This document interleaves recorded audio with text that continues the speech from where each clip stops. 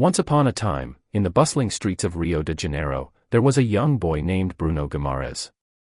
Born in 1997, in the modest neighborhood of São Cristóvão, he grew up between the honking of his father's yellow taxi and the joy of street football. His grandfather, an immigrant from Spain, gave him more than just a European passport. He passed down a dream to become a football legend. At 17, Bruno joined Audax in São Paulo.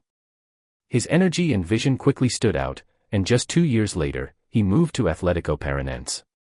There, he became a warrior of the midfield, tireless, aggressive, precise. In 3 years, he played over 100 games, won trophies, and established himself as one of Brazil's brightest young talents.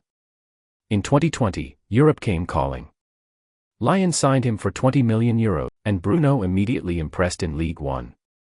A year later, he reached the pinnacle of youth football, captain of Brazil's U23 side. He led his country to Olympic gold in Tokyo, defeating Spain in the final. But Lyon was only a stepping stone. In January 2022, Newcastle United, fighting for survival in the Premier League, took a bold gamble, paying £40 million to bring him to Tyneside. Eddie Howe called him a natural leader, a warrior of the midfield. Bruno proved it straight away.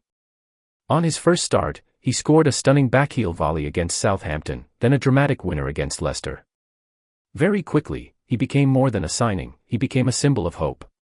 The transformation of Newcastle soon followed. In 2023, they finished fourth and returned to the Champions League after 20 years. Bruno was everywhere, running further than anyone, breaking up attacks, inspiring teammates. He wasn't just a midfielder, he was the heartbeat of the team. By 2024, the biggest clubs in the world came calling: Manchester City, PSG, even Saudi Arabia. But Bruno stayed loyal, extending his contract until 2028 and declaring Newcastle his home. And now, in 2025, at 27 years old, Bruno Guimarães is the leader of the Magpies. Nearly 70 consecutive Premier League appearances. Vice-captain. A driving force in Europe's biggest nights. From São Cristóvão to St. James Park.